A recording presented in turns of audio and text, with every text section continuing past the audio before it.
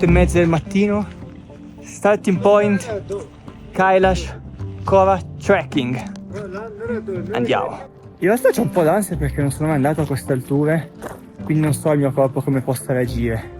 Soprattutto c'è uno zaino che per tutte le opere fotografiche pesa solo lui 5-6 kg più l'acqua, quindi siamo a 8.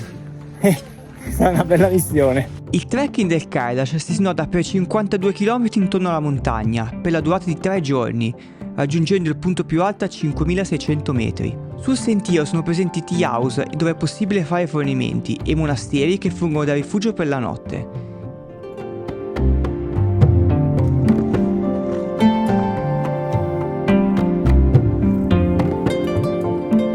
Allora, siamo arrivati al primo punto di postazione, però la cosa che più mi ha colpito finora è sicuramente il fatto che c'è tantissima gente che lo fa prostrandosi, quindi si fa tutto il cammino in ginocchio e ci impiega circa 3 settimane, assurdo. E un'altra cosa è che l'età media di chi lo fa è abbastanza alta, si parla comunque di gente intorno ai 60-70 anni, è roba da fuori di melone. E dicono che se lo fai una volta vieni purificato da tutti i peccati. Se invece lo fai 108 volte raggiungi direttamente il Nirvana, che è il loro paradiso, è il loro Valhalla. Io resto umile, lo faccio una volta, mi basta nella vita, penso. Però insomma c'è chi lo fa veramente e ci crede veramente se lo fa 108 volte. Una cosa veramente unica al mondo, penso.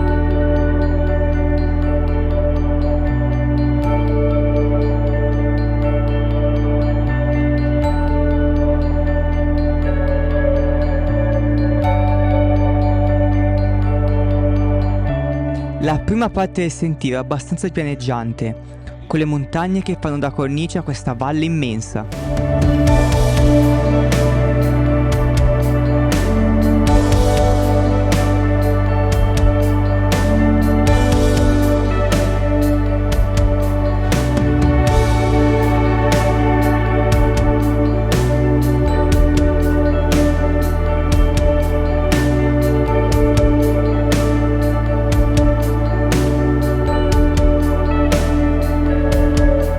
Tra l'altro questo periodo è particolarmente affollato di pellegrini perché è durante il Sagadawa, che è la ricorrenza tibetana più importante per loro. Tutti i tibetani da qualsiasi parte, o comunque anche dall'India, insomma, vengono fino a qua per fare il core del Kailash, ma ci sono migliaia di persone.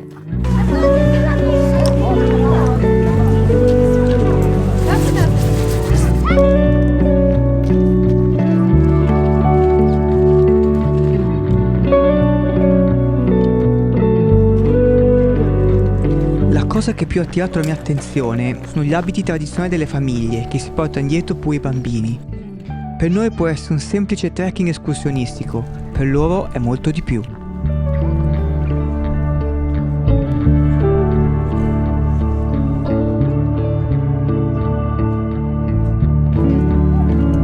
Sono arrivato al secondo punto di postazione e siamo tipo a quasi metà strada del primo giorno. Ma dai, il ritmo è buono, la testa zero, si procede bene.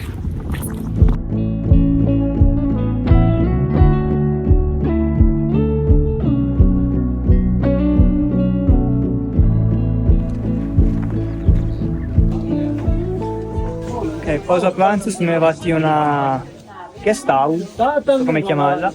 Prima specialità tipica da rifugio, riso con patate. Non è buonissimo, fa di niente, però vabbè. Nei rifugi non c'è molta scelta, visto che portare fornimenti fino a qua non è facile.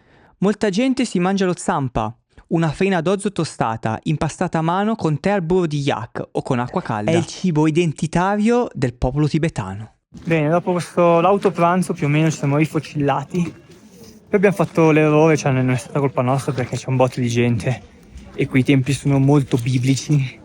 Di fermarci troppo, è un'ora e un quarto che siamo fermi e quindi questo verrà accusato nelle prossime ore di cammino. Però beh dai, dovremmo arrivare su al monastero dove dormiremo tra un paio d'ore, 3 forse.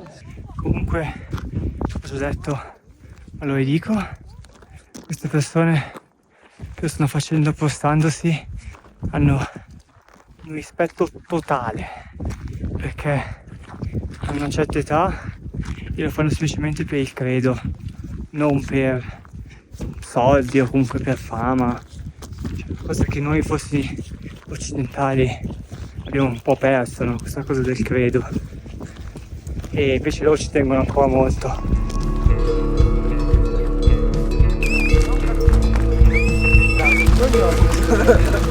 Allora ragazzi, questo è creato un interessante gruppetto.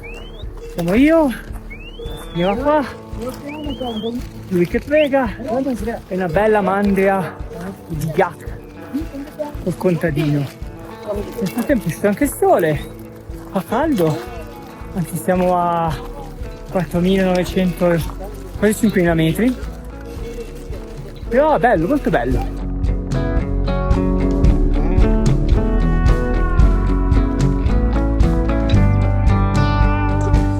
Finalmente siamo arrivati alla nostra guest house, questo palazzo qua dietro, in realtà più che una guest house è proprio un bel palazzone. Diciamo che le infrastrutture cinesi sono sempre molto imponenti, però la cosa bella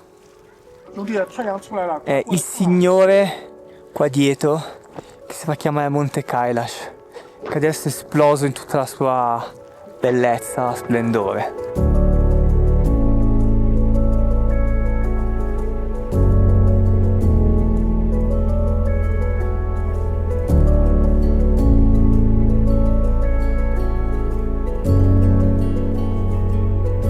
Nonostante il freddo, l'altitudine, il vento, questi ultimi istanti al tramonto stanno regalando delle soddisfazioni allucinanti.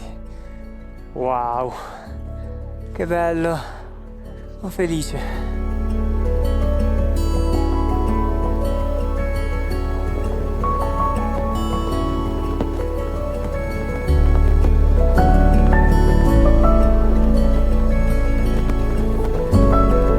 Il Monte Kailash è uno dei luoghi più sacri e misteriosi dell'Asia e la sua importanza culturale e spirituale va ben oltre il Tibet. È una montagna mai scalata, non per difficoltà tecnica ma per sacro rispetto. Per le 4 religioni dell'Asia, induismo, buddismo, jainismo e religione Bon, viene visto come il centro del mondo, l'asse cosmico che collega il cielo e la terra.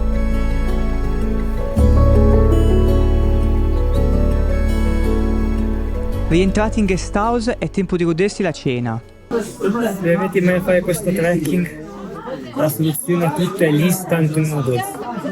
Pronti in 3 minuti, caldi, consigliati. E ricaricare le batterie per domani.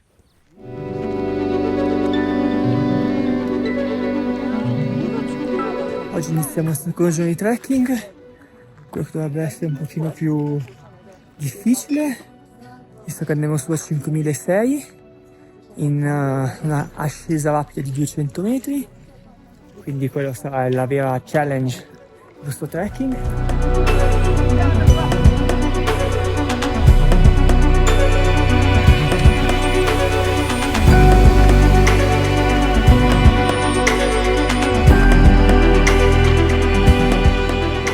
Dopo un'oretta siamo arrivati alla partenza della grande salita.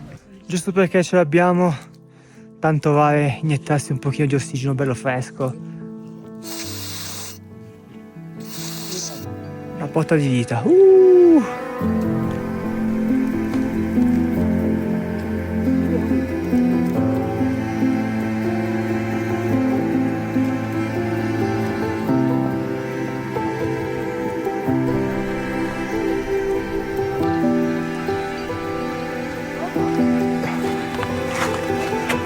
Io pensavo fosse umanamente impossibile fare questo pezzo prostandosi, invece mi sbagliavo, perché c'è chi lo fa anche così. Assurdo. Nonostante sia la 100ª persona che vedo, mi stupisco sempre.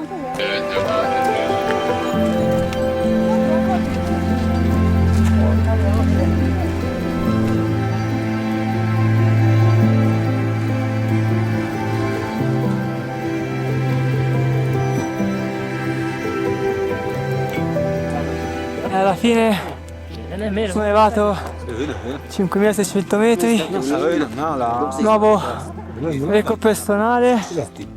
Wow, abbastanza faticoso devo dire, però ne basta la pena perché la vista tutte queste bandiere di loro che pregano.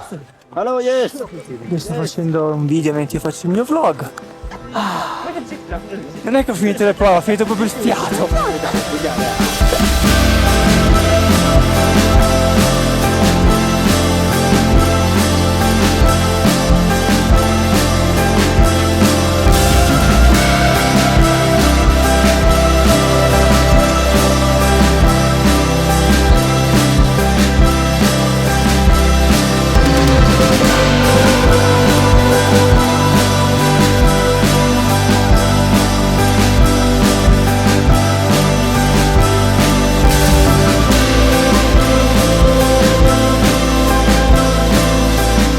La cima è una distesa di bandierine, talmente tanti che coprono tutto il suolo.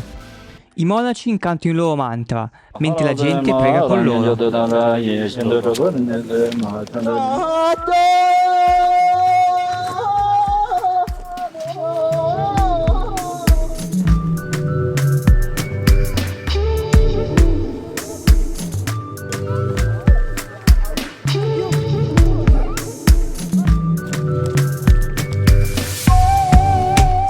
Se pensavo che la salita era la parte più impegnativa, non avevo idea della lunga discesa di 12 km per arrivare al prossimo rifugio. Sono 3 ore che camminiamo e non vediamo ancora la fine. Io odio le discese per questo motivo.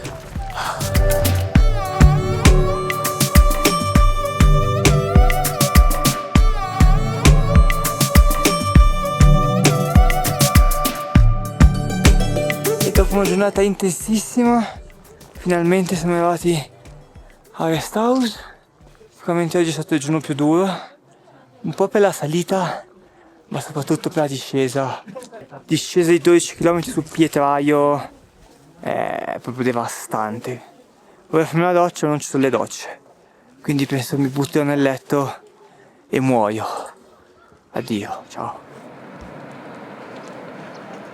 Ultimo giorno di trekking. Oggi non c'è nessuno sul percorso perché sono già tutti per Sagadawa. Il dato che si svolge oggi qua a zona Kailash, sono tutti partiti molto presto per essere in tempo a questa festa. Purtroppo per motivi logistici non siamo riusciti a far tappa a vedere il Sagadawa, ma sono comunque riuscito a farmi inviare un video della celebrazione. La gente si raduna intorno a questo palo, dove pregano e danzano. Quindi in realtà oggi è semplicemente una giornata più di godimento totale delle montagne. Quindi godiamoci il panorama.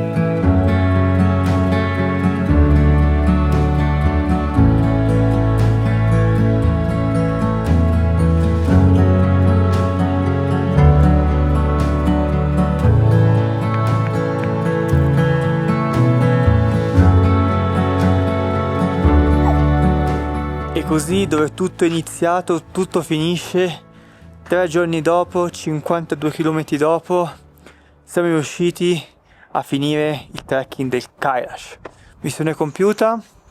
Devo dire che è stato abbastanza faticoso, ma neanche poi tantissimo, perché l'unico problema era, tra virgolette, l'altitudine, ma con le giuste precauzioni, quindi prendendo qualche pillolina, diciamo, per il mal di testa e adattandosi molto, diciamo, all'altitudine dei giorni precedenti, non ne ho sofferto così tanto. Il bello di questo trekking è stato che, diversamente da tutti gli altri trekking che abbia mai fatto, non è un trekking escursionistico, ma è un trekking più, diciamo, religioso, culturale. Quindi certe cose le vedi solo durante questo periodo ed è fatto apposta per i locali questo trekking, quindi è questo veramente il valore aggiunto che mi è piaciuto molto. Detto ciò, è un trekking che consiglio sinceramente a solo chi comunque ha un po' di esperienza in montagna, perché comunque raggiungere certe quote può essere un po' pericoloso per chi non ha esperienza, anche perché non sai mai come il tuo corpo possa reagire. Vabbè, è vero che qui lo fanno anche i bambini, gli anziani col bastone, gli anziani prostrandosi, però sono tibetani, quindi per loro è un discorso un po' generale. Prima di salutare questa regione, il Tibet ci fa un ultimo grande regalo. Sulla strada del ritorno, alcuni tra gli 8.000 più importanti svettano imponenti all'orizzonte, il Shishapangma e il Chougyo, e infine Sua Maestà, l'Everest. Questo viaggio in Tibet mi ha insegnato che la fede non vive solo nei templi, ma nel modo in cui la gente guarda il mondo. Viaggiare qua significa assistere all'incontro tra la devozione dell'uomo e la grandezza della natura. E mentre lascio queste valli porto con me quella calma e quella sensazione di aver toccato, anche solo per un attimo, l'anima del Tibet.